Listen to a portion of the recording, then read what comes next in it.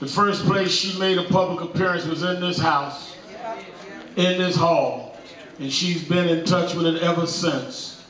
She said, I'm scheduled to be somewhere else, but if you are going to Haiti and especially celebrate Dr. King, I'm going to make a special trip to be where I first came and will remain coming. I want to bring you the senator from the state of New York, Senator Kirsten Jones.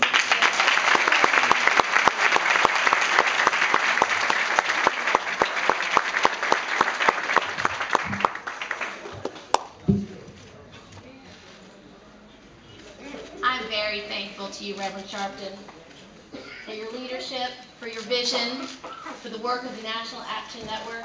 Thank you. You're doing such important work and bringing a voice to the people and the communities who are most underserved. I also am thankful to be here to honor the memory and the life and the dream of Dr. Martin Luther King. As we honor Dr. King today, we must look for ways to continue his fight, to tackle the issues of systemic injustice and remove the callous indifference to the poor.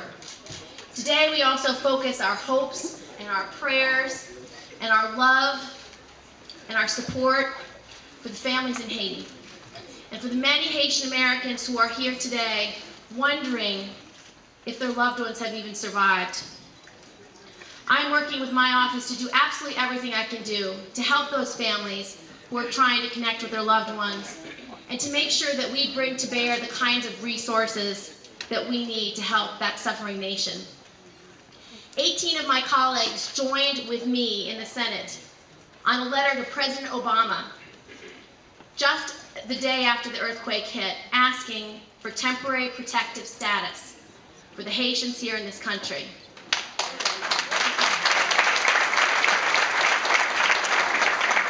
Now, what this status provides is the ability for these Haitians to live in America, continue living, continue working, because they do not have a home to go back to.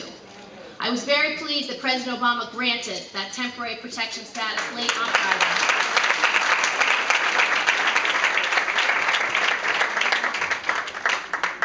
As we work now to help the victims of this devastating earthquake, we have to understand that the people of Haiti have been suffering for years.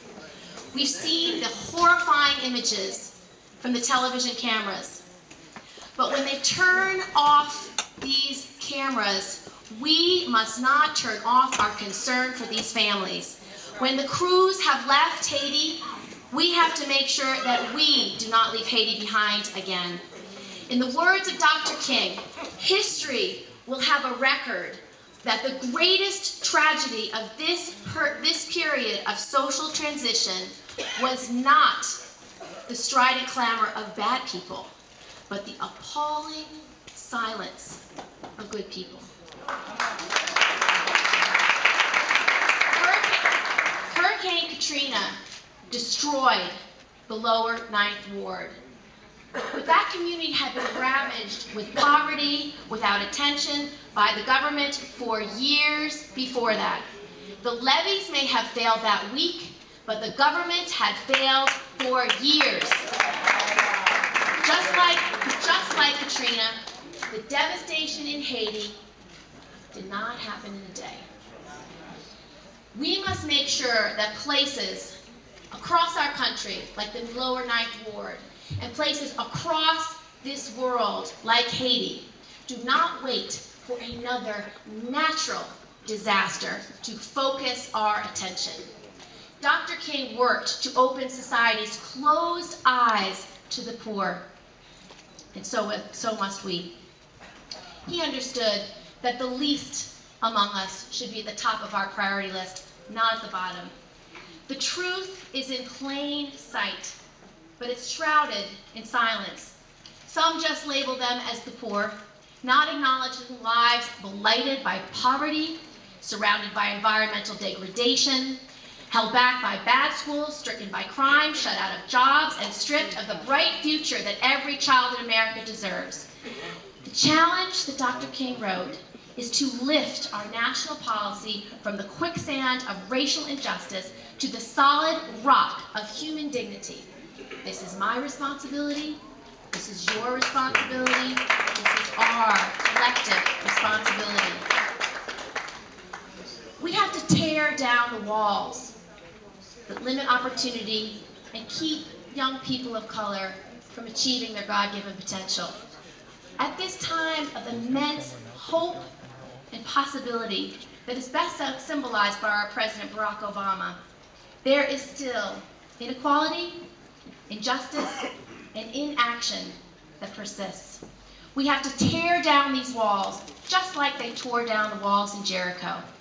As Joshua and the Israelites found a wall blocking their entrance into Jericho and into the Promised Land, so have we. But we learn from scriptures that rather than surrender to despair, they turned to God and they turned to each other and they found hope. The hope to overcome. God instructed them to stand together and to march together. On the seventh day, he told them that they would hear the sound of the ram and they should speak with one voice. One voice.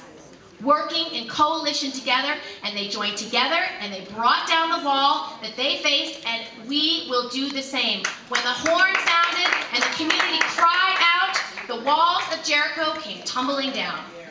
And just as the walls of Jericho came down, so too can the bitter divisions in our community come down as well.